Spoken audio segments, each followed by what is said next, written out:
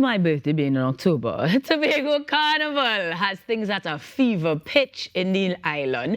And so it's natural that we check in with the Tobago Promoters Association in the form of President Kevon McKenna, who joins us on the Now this morning to give us some insight. Mr. McKenna, good morning. Good morning, Ayinka. Good morning, Tobago. Good morning, Trinidad. Good morning, Trinidad and Tobago. How are you? I like that greeting. I like that greeting. Well, as I was saying, the energy on Tobago is incredulous. But before we get into the actual party and excitement, give a little context as to what the role of the Tobago Promoters Association is as it relates to the island altogether, not just the carnival space.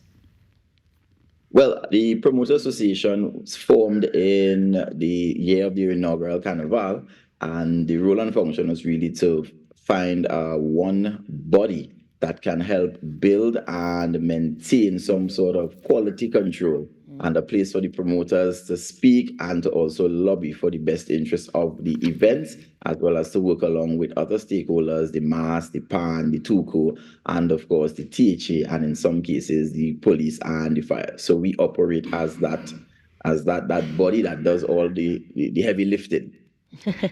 I like that. And in that case, the middleman would be able to give us insight as to how, from that first Tobago Carnival to now, we've seen the rule and function ruling out. Have you seen significant impact and gotten feedback, more importantly, that has been put into action to create that better space and better carnival experience? Well, yes. Carnival in any part of the world is about the people, and it is owned by the people. So from year one to now, we are in year four. We have seen that progress of the persons owning the carnival and wanting to be a part. This year four, I think the planning, all the stakeholders we meet. Probably every other day we are in meetings rolling out, because we want to make sure that this year outshines last year. And I'm sure when Dexter comes on at some point, he would give you some insight from the MAS perspective. So all the stakeholders are in the room. We have been meeting, we're communicating, we're supporting each other. So it's not the promoters operating on their own or the MAS persons operating on their own. We're sitting there and we're saying, well, promoters, why you don't do this? We need more from you. MAS people, we need more from you. So we definitely have grown. And we have seen that in the events, the quality of events, we are also seeing that. We started our first event just at the end of October. We had the R&B brunch that was well attended, followed by last weekend we had Dream, and on this Saturday we go to Party Bus by Meets Promotion. So we have events every week building up for the month of October. I love that. Yes, there are things happening every week, but there is also constant communication. Going into the specifics of the association a bit, can you tell me an estimated number of parties that are involved? Not necessarily actually persons, because I'm sure beyond this there will be persons who want to join as well. So what numbers are we looking at right now in terms of entities that are part of the association? So registered with the association, we have approximately 20 members. But there are events outside of the association, and my recommendation to you is, if you could go all, have fun. Right? Just make sure and go to the stores, get those designers, because the Promoters Association, or the promoters in general, we help stimulate that economic activity.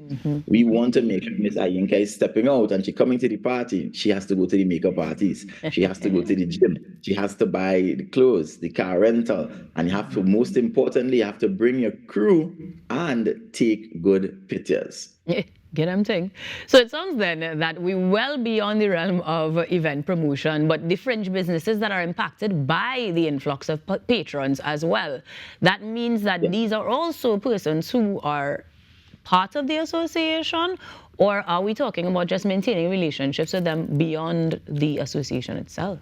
Well, maintaining relationships beyond, because there's now a number of promoters in their delivery. You would see them saying, these are the type of outfits we want to see you wear at the event. And they would also partner with a clothing brand or a makeup studio. Mass bands also do it. So we're going, as you said, beyond the partying and looking at what are down that food chain, down that supply chain, who are the people impacted? The hotels will be closer impacted on the Carnival week of Right. the activity. But the events leading up, we start to stimulate that activity before. The agriculture sector is one that also is heavily put to work because, I mean, you have to eat, right?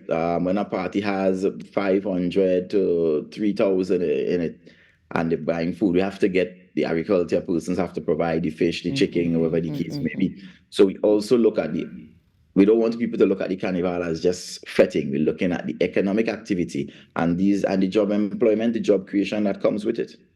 For sure. Now, it sounds like there's a lot of data that you would acquire or information that you could probably go through to measure the successes of the association's impact. But if we were to look at some of the major areas of focus for this year in particular, outcomes that we're looking for, or just things that patrons will be most impacted by, could you give me perhaps like a top 2 or 3? Um, hmm. What we look at this year, I think one, I know from collaborating with the mass, they are trying to increase their output and the quality on the road. The promoters as well, we are trying to improve our quality of delivery That of the sunlight is coming in, yeah.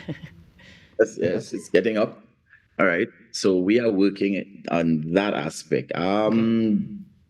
I would stop there for now. I have to do some thinking on that one. Yeah, And catch that me means there. that we can definitely check back in with you post-Carnival, because in your capacity or previous capacity as the deputy chair of the inaugural Tobago Carnival, I imagine you will certainly have benchmarks from the first one to the fourth that we could follow up on. But in terms of a patron perspective, what should somebody look forward to most for this Tobago Carnival, as you have the inside spiel? Well, we have two things. One, I'll give a challenge. One, we need Caribbean Airlines to provide more flights because that is the question of the day. We can't For get sure. flights. We can't get flights. Caribbean Airlines really need to give us some increased flights to come here. And on the day, one of the things you should look forward to is trying mud. Mud is one of our distinguished or unique factors that we are using this year to say that separates our carnival. Because we don't want to just give you the Trinity style carnival. We want to give you the Trinity style carnival with a touch of Tobago flavor. Of course, of course. Now, give the So patrons who've never experienced this or don't know what mud is. It's not just the mud, but it's specifically a brand and more details. Hit them with the mud. So from seeing what has been promoted so far, I think we have two mud bands to be on the road. The mud is prepared; it is boiled. They would use oil in it, so by the time it's put on your skin, it really leaves your skin feeling smooth. So you also get a therapeutic part of the mud. But it's something that you definitely should try. If you are not able to try it in October, you can come and try it at the National Carnival. But it's definitely something to look into. I love that for us. The last time I was there, they explained to me that it's one of the things that is being exported as well. So will the association work towards lobbying for that export too? Literally the exporting of the mud to other countries for other carnivals too?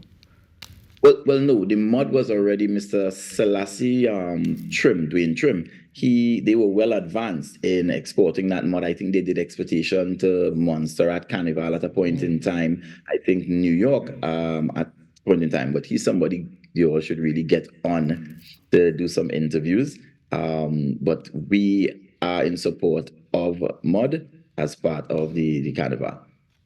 Well then, Kevon, from the list of activities that you're involved in as part of the association, that is, it really seems like the Tobago Promoters Association is really working hand in hand with all of the stakeholders and even fringe businesses to make sure that the Tobago experience altogether is enhanced, and that we truly appreciate. Thank you so much for joining us and giving us that insight.